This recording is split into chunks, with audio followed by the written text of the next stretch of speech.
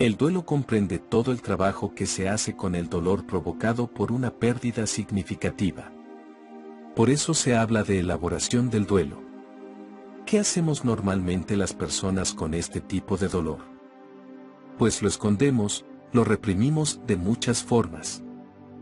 La mayoría de las veces, esta represión es inconsciente, motivada por un deseo de aliviar el propio dolor. Si se expresa el dolor, lo podemos trabajar, pero si lo escondemos o lo reprimimos, no. En este video veremos algunas causas, herramientas para tratarlo y al final algunos casos con los que usted se puede ver identificado. Escuchemos. El apego, clave del duelo. El ingrediente principal para que haya duelo es el apego. Sin apego por lo perdido no existe el duelo. Tampoco se da el duelo cuando el apego ya no existe, porque hemos ido despidiéndonos poco a poco a lo largo de una enfermedad o hemos sabido dejar atrás etapas, momentos, situaciones, paisajes, etc. Es esta la razón última para explicar que no toda muerte o separación comporta un duelo. Es probable que se haya ido haciendo antes todo el proceso de desvinculación, y la muerte no sea nada más que la certificación de las muertes o adioses anteriores. El apego hace de vínculo entre la persona y el objeto. Cuando hablamos de objeto lo hacemos en el sentido freudiano, ya que podemos hablar de la figura paterna o materna, de la infancia, la profesión, la seguridad del hogar. Las afecciones son, por otro lado, elementos que nos aportan identidad. Podemos decir, mi marido, mi casa, mi pueblo, mi profesión o ocupación, mis nietos, mi dignidad. Estas afecciones interaccionan entre ellas. El marido, por ejemplo, puede estar relacionado con la propia seguridad o dignidad. Es así como en una misma pérdida se pueden vivir diferentes duelos. Como acabamos de decir, el apego es el vínculo que hay entre el objeto y el yo. Si no existe esta cuerda o vínculo, no hay apego. Ahora bien, cuando se rompe esta cuerda duele. Y se puede romper de muchas formas. En los casos de separación de parejas, muchas sufren una ruptura del apego dolorosa. Otras no, porque no había apego o porque lo han trabajado mejor. Pero, por ejemplo, una separación o un divorcio, muchas veces, pasa por un proceso de duelo tan crudo y difícil, o más, que el de una muerte. Y lo peor de todo es que, además de mezclarse sentimientos de rabia, que de alguna forma dificultan la despedida, socialmente no se nos permite llorar por este tipo de desafección. Es decir, cuando una persona se muere, tenemos permiso para llorar, porque está admitido socialmente llorar por alguien a quien queríamos y que ha muerto. Pero llorar por alguien que me ha dejado, que me ha abandonado, aunque el abandono haga daño no se admite. La red de sentimientos contrapuestos que envuelve este tipo de desvinculaciones es complicada. A lo largo de la vida, se viven muchos y diferentes tipos de rupturas. Algunas son previsibles, como el crecimiento biológico o la jubilación profesional, y otras son inesperadas, como la enfermedad o los obstáculos económicos y sociales. Será preciso diferenciarlas para establecer correctamente el tipo de ayuda que la persona requiere. También habrá que distinguir entre una ruptura débil, temporal o suave, que tan solo implicará un dolor atenuado. Aquella persona no la veremos pero sabemos que vendrá, y aquellas rupturas que son definitivas. Resumiendo, el hecho de que un vínculo se rompa produce dolor. Y las personas que sufren situaciones de precariedad social a menudo no ven atendido correctamente el dolor que les producen los duelos latentes o manifiestos en su vida, lo que entorpece las otras acciones que se puedan hacer para ayudarles a salir adelante. El apego por exceso o por defecto. El vínculo que se establece entre una persona y una realidad que se pierde queda fortalecido y a veces muy blindado tanto si ha habido un exceso de protección y de apego. Pensemos en las madres que protegen tanto a los niños pequeños y están tan encima de ellos que la primera mañana en la guardería les genera una angustia enorme, como si ha habido una carencia. El argumento inconsciente del primer tipo de vivencia podría transcribirse así: nos queremos tanto que dependemos el uno del otro hasta el punto que cuando se rompe esto que nos une, sentimos un gran dolor.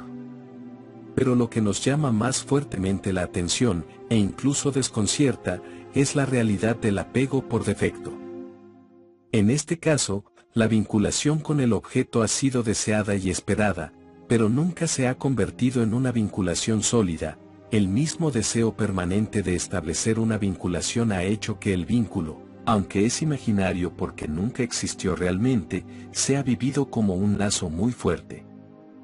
Por ejemplo, en los casos de mujeres maltratadas se da este vínculo tan grande con la pareja agresora, y por eso es tan difícil conseguir que lo denuncien. Se hacen intentos de separación o divorcio pero vuelven a convivir. Hay otros casos, por ejemplo, con niños internados en centros de acogida. Muchas veces el vínculo creado con las figuras paternales, personas a las que antes apenas veían, es mucho más grande que el que presentan los niños que conviven normalmente en familia. Esto, que a simple vista parece tan contradictorio, tiene una explicación lógica: cuando existe una carencia, aumenta la necesidad. La ilustración más clara la tenemos en toda la generación de la posguerra, que pasaron tanta hambre. Para ellos, la comida será siempre algo muy importante, y ante una persona gorda afirmarán que es alguien con buena salud. En la persona humana, cuando se da una falta de respuesta a la demanda de afectividad, en el caso del maltrato, cuando se espera constantemente que la relación funcione, se activa un mecanismo de defensa: se espera un mundo ideal. Dicho de otro modo, se espera que la satisfacción de aquella demanda llegue tarde o temprano, se desea, y todo deseo actúa como refuerzo del apego. Si entonces se rompe la relación afectiva por muerte o por algún incidente grave, se genera un malestar emocional muy difícil de comprender. Y es que la mayoría de la gente no puede entender que una persona quiera a otra persona que la ha tratado mal. El duelo, un trabajo personal. El duelo comprende todo el trabajo que se hace con el dolor provocado por una pérdida significativa. Por eso se habla de elaboración del duelo. ¿Qué hacemos normalmente las personas con este tipo de dolor? Pues lo escondemos, lo reprimimos de muchas formas. La mayoría de las veces, esta represión es inconsciente, motivada por un deseo de aliviar el propio dolor. El ejemplo más claro lo encontramos en los amigos y conocidos de los familiares del difunto, que desean consolar con frases como: no llores, que a él no le gustaría que lloraras, seguro que no le gustaría verte llorar. Pero debemos saber que el llanto es tan solo un síntoma o expresión visible de lo que se sufre internamente y, por lo tanto, sacar el llanto no hará desaparecer el dolor. Todo lo contrario, tan solo su exteriorización liberará a la persona de la angustia que sufre, y a la vez para los que le acompañan será un indicador del dolor. Si se expresa el dolor, lo podemos trabajar, pero si lo escondemos o lo reprimimos, no. La primera cosa necesaria, pues, es facilitar la expresión del dolor. Por desgracia, hoy en día, el dolor encuentra grandes dificultades para poder ser expresado. Los primeros días, la gente tolera que quien ha vivido una pérdida se alivie explicando su vida, llorando, encontrándose mal, etc. Pero a veces tras un breve periodo las personas se cansan de ofrecer su acompañamiento escuchando o apoyando, y en la mayoría de los casos, el dolor del individuo que vive el duelo todavía no se ha curado. Tan solo cuando el dolor está trabajando a fondo, llega el momento en que la persona puede hablar del objeto que ha perdido con serenidad. Este momento llega cuando se ha podido despedir, le ha podido decir adiós, cuando ha cortado la cuerda y cuando lo ha podido enterrar psíquicamente.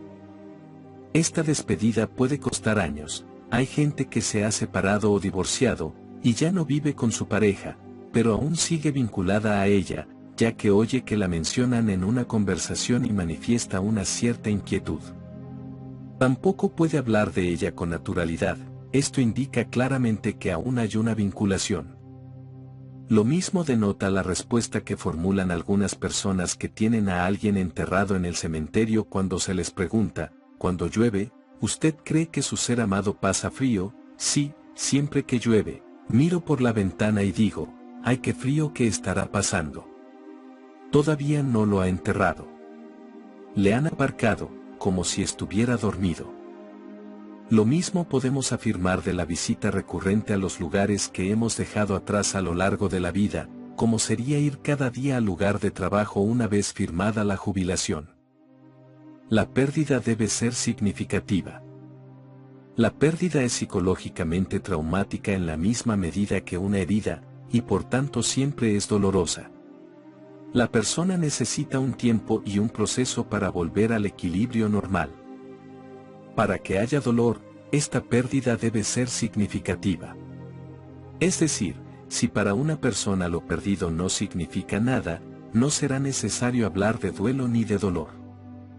Si un individuo da muy poca importancia al dinero y le roban la cartera, se lo tomará de una forma, mira, para alguien que lo necesita más que yo, pero si es una persona que otorga gran importancia al dinero, reaccionará de una forma muy diferente. Todo el día me siento rabioso por lo que me han robado, y maldigo quien me lo ha quitado. En ambos casos, lo que se pierde es lo mismo, pero la reacción ante la pérdida es diferente porque la significación que se da a lo perdido es diferente. Este es uno de los factores del duelo que cuesta más de comprender. Pensamos que todos los duelos y todos los dolores son iguales en base a lo que se ha perdido. Pero lo perdido hace referencia a la significación que cada persona le da. La diversidad de duelos en un mismo duelo. El problema principal con el que nos encontramos en el duelo es que el duelo puro y duro no existe. No existe un duelo por una cosa o por una persona, sino que aquel objeto que se ha perdido era muchas cosas a la vez: el hijo, el ruido en casa, el futuro, lo que unía a la pareja, lo que se podía exhibir en las amistades, el trofeo. Y cuando se pierde, el sentimiento interno es: me quedo sin trofeo, sin futuro, sin ruido, sin nexo con la pareja. Esta es la complejidad del duelo, que cada una de las cosas que se viven como pérdidas son duelos diferentes. Son duelos englobados en una misma pérdida. Como ejemplo, tenemos la jubilación de un trabajador a quien se le ha dicho que en su lugar de trabajo colocarían personas más dinámicas. En el fondo del duelo que esta persona puede desarrollar hay el sentimiento de saberse atacada en su dignidad. Le han dicho que es un hombre viejo. Y esto provoca el dolor que no le habría provocado decirle: usted ya ha cumplido una etapa o necesitamos renovar la plantilla y dar oportunidades a los jóvenes. Es evidente, pues, que el duelo comprende muchas pérdidas, que cada pérdida tiene muchas caras, y que no todas las pérdidas caminan igual. Hay un ritmo y una velocidad diferentes en la elaboración de cada pérdida. Por ejemplo, una señora asume que su hija ha muerto y que, por tanto, se ha quedado sin ella. Pero llega un día en que un familiar o un amigo se casa a la edad de aquella hija, y la madre experimenta de nuevo un dolor. ¿Por qué? Pues porque no tan solo perdió a aquella hija, se da cuenta de que perdió la posibilidad de futuro. Y esto es otro duelo, que está englobado en el primero y que remarca que caminan conjuntamente. En el proceso de duelo que aquella persona está haciendo, se da cuenta de que llega el momento de atender la otra rama que se está perdiendo del árbol. Se da cuenta de que, cuando ya tenía algo elaborado, es preciso volver atrás para trabajar otra cosa. He aquí la complejidad del duelo y la clave del éxito de toda terapia: la comprensión de cada duelo, de su especificidad. El caso más fácil de entender para captar esta complejidad es la enfermedad. La enfermedad, en sí, es una familia de duelos. Primero, empieza con un diagnóstico, que es una amenaza de pérdida de futuro, de autonomía, de economía. Toda una serie de pérdidas. Asumir un diagnóstico ya supone un duelo, porque supone pasar de ser una persona activa, autónoma, etc., a ser un enfermo. Este tránsito es muy duro. Después, una vez la persona se ha reestructurado y se piensa a ella misma como enferma, cuando ya es un enfermo viene un tratamiento. Este tratamiento supone la confirmación del anterior diagnóstico y empieza a experimentar pérdidas concretas dolorosas, no tan solo estoy enfermo sino que vivo estas inconveniencias. Según cómo se vaya desarrollando la enfermedad, cada pérdida necesitará una elaboración determinada.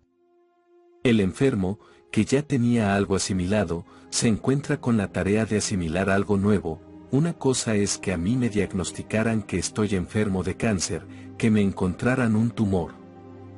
Y otra cosa es que ahora tenga que pasar a ser una persona amputada de un pecho. Como enferma, la persona ya había aceptado su nueva situación, ya tenía asumida la pérdida correspondiente, pero ante una mastectomía vive la pérdida de un factor decisivo de su feminidad, y de toda una serie de cosas relacionadas. Es decir, este nuevo duelo por la amputación puede hacer volver atrás al paciente, urgiéndole a trabajar otros duelos. Algo parecido pasa en el caso de la viudedad. Una cosa es asumir la muerte de la pareja, e ir trabajándolo para encontrar otra vez el equilibrio, y otra cosa es asumir que la persona se tiene que espabilar sin el apoyo, la compañía, la guía, etc. del cónyuge que ha muerto, por ejemplo, cuando llega la declaración de la renta en las mujeres, o el hecho de cocinar nuevamente en los hombres. Se da una regresión, un volver atrás. Afrontar nuevas pérdidas supone trabajarlas, vivirlas, volviendo a un estadio precedente que ya se creía superado. Me duele su muerte porque tengo que arreglar un desperfecto en casa, y esto me recuerda que él ya no está. Hay que hacer de nuevo todo el recorrido del duelo. Conocer la complejidad del duelo nos permitirá atender mejor el dolor, ser expertos en detectar su naturaleza y sus manifestaciones en las personas, y gracias a esto ayudaremos y curaremos de verdad. Porque el duelo quiere ser comprendido, necesita ser entendido.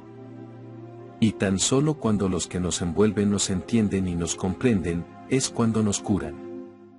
Reflexionemos un poco sobre esto. ¿Qué hacemos cuando estamos muy contentos y tenemos la suerte de tener un buen amigo o amiga? ¿Qué hace él? Nos comprende y conoce la clave para ayudarnos. Los profesionales no tenemos la suerte de que nuestros clientes sean a la vez nuestros amigos, y por tanto no tenemos la experiencia de cómo es aquella persona, algo que sí saben los amigos.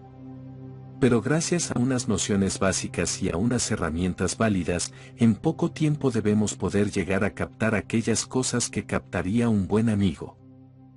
Por lo tanto, se nos requerirá dominar una serie de estrategias basadas en la relación de ayuda, enmarcada dentro de lo que actualmente se denomina educación emocional. Elaborar el duelo. Una definición de duelo. El duelo es un estado transitorio de pensamiento, sentimiento y actividad, o inactividad, porque la persona puede permanecer en la cama sin levantarse, negarse a ir a trabajar o, sencillamente, no hablar, asociado a síntomas físicos y emocionales, que se da como consecuencia de la pérdida de una persona o algo amado. Por elaboración del duelo entendemos la serie de procesos psicológicos que, empezando con la pérdida del objeto de amor, acaba con la reintroyección del propio objeto en el mundo interno del sujeto, añadiéndose la disolución de la tristeza y la ambivalencia, entendida como un estar y no estar. Sé que se ha muerto, pero aún le espero. Desaparece esta ambivalencia cuando se asume que la persona que se ha marchado ha muerto, y por tanto ya no se le espera porque se sabe que no volverá. Así pues, elaborar el duelo es hacer todo un proceso en el que la persona dice adiós a lo que ama y que ya no está, pero quedándosela en su interior de otra forma. Esta es la única forma posible de asumir las pérdidas y seguir creciendo como personas. Un buen apoyo emocional, la exteriorización de los sentimientos, llanto, y la reconciliación con la persona que muere pueden conseguir una buena elaboración. El hecho de encontrar nuevamente sentido a la vida y fundamentarla en otros valores alternativos también ayuda. De otro modo, la ausencia del objeto amado se convierte en ausencia del resto del mundo. Casos ilustrativos. Trabajar el duelo es trabajar una pérdida, que provoca un dolor que inhabilita socialmente a la persona que la sufre.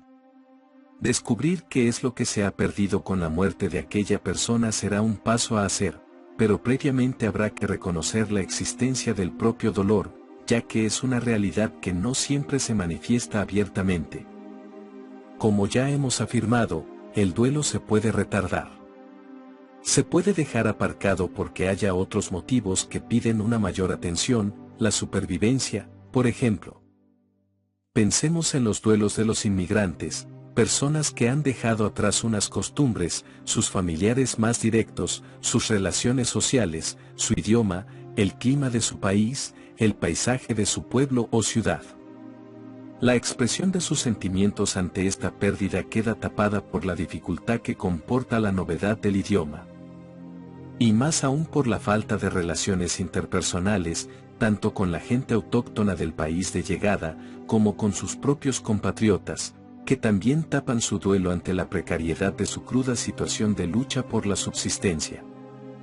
Reconocer el duelo, tanto a nivel personal, siendo consciente, como a nivel social, expresando los sentimientos, necesita un acogimiento, debe haber alguien que muestre suficiente empatía, y esta persona no siempre se encuentra. La respuesta social, en los casos de los duelos no autorizados en los que la pérdida socialmente no es reconocida como tal, es difícil de entender y mucho más de vivir. Es como un rechazo al dolor que una persona está experimentando. En el caso de Paqui, que es uno de los que pasaremos a describir a continuación, se trata del rechazo a una deficiencia psíquica. Pero podemos cambiar la deficiencia psíquica por una dificultad social como es la adicción a las drogas o los problemas con la justicia, para entender la dificultad en encontrar empatía en nuestro entorno. Exponemos estos casos, de los que hemos cambiado los nombres y algunas características muy personales, para avanzar en la comprensión del duelo. Para entenderlo como un dolor concreto que viene dado por una pérdida.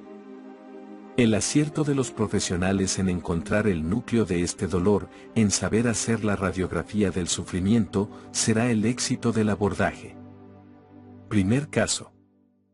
Sol es viuda desde hace 2 años. Su marido sufrió una enfermedad grave que requirió trasplante de hígado.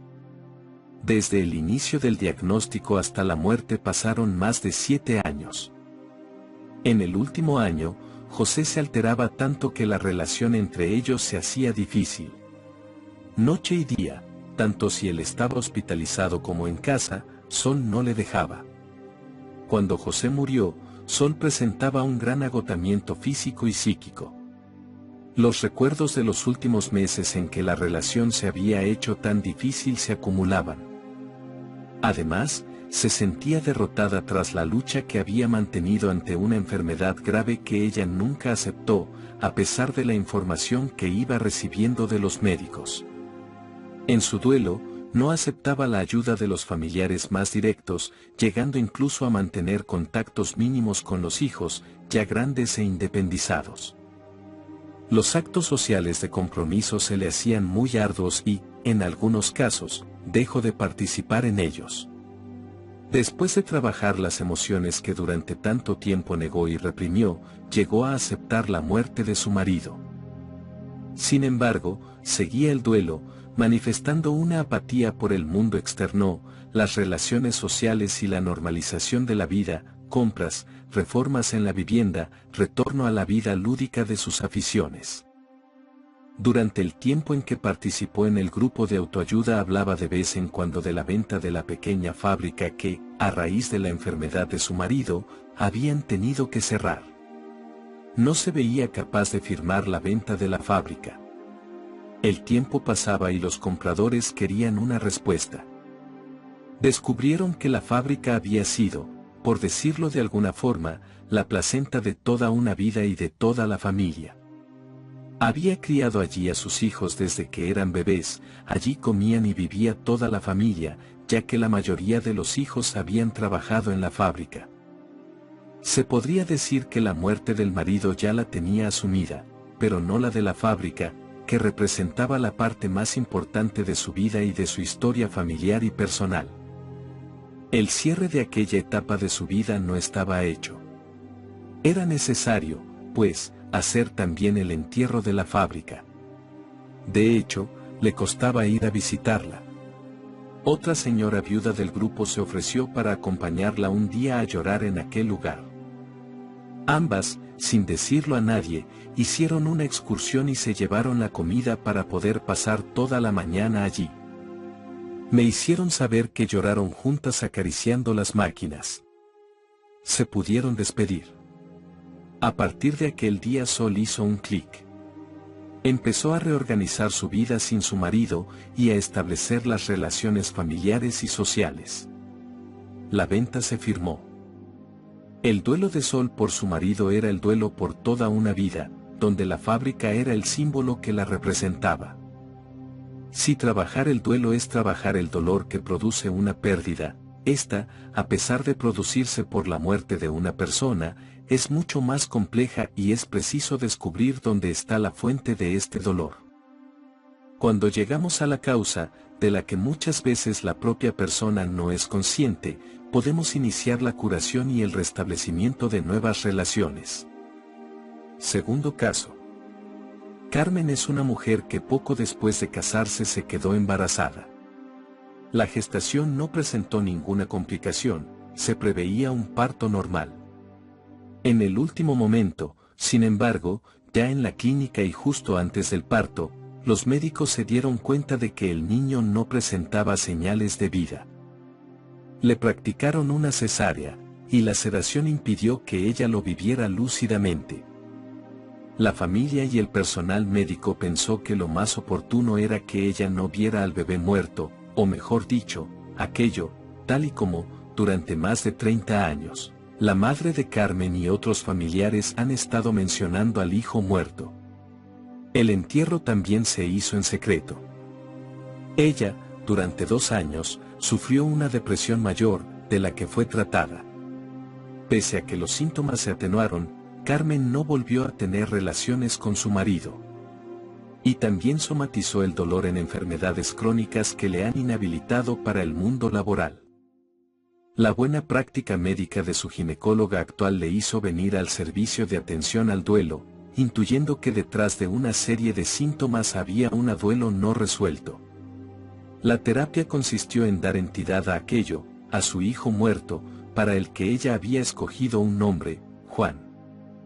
Así pues, en el cementerio donde estaba enterrado se puso una placa con una dedicatoria, celebraron una misa en su comunidad parroquial y dedicaron todo un día a vivir la despedida.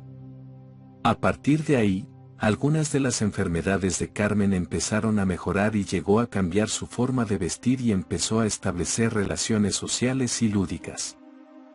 En este caso, fue necesario que alguien reconociera la existencia y la dignidad de su hijo muerto y, a la vez, dejar salir su dolor, sin querer taparlo o reprimirlo, como desgraciadamente habían intentado hacer durante 30 años sus familiares.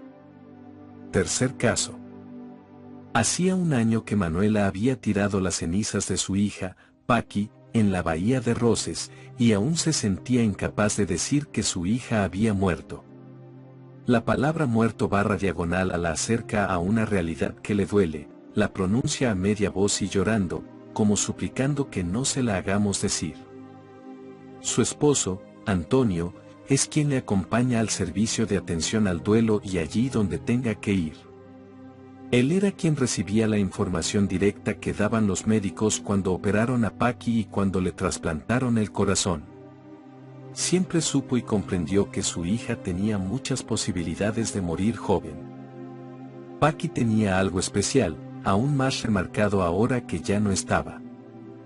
Su leve disminución psíquica había hecho que se convirtiera en la hija que se queda en casa sin casarse. La convivencia entre los padres y ella había creado un vínculo intenso de protección mutua. Era atenta y sensible a las necesidades de los padres, y sobre todo de la madre. El día que murió había ido a trabajar y, a la hora de volver a casa, decidió coger el autobús. Muchos días, los padres la iban a buscar al trabajo. Aquel día, Sin embargo, como tantos otros, para dejarla ser más autónoma y fruto de un compromiso, no fueron a buscarla. Se cayó desplomada en la parada del autobús a causa de un infarto. Cuando ellos la pudieron ver ya estaba en la funeraria, no la pudieron tocar ni abrazar. La familia, las amistades y los vecinos entienden que Paqui ha tenido suerte de morirse antes que sus padres, no ha quedado desprotegida y ha vivido hasta el final con una buena calidad de vida. Los 34 años de su existencia han sido más de los que se esperaba en un principio. Este mensaje implícito es el que se encuentra Manuela cuando llora desconsoladamente la muerte de su hija.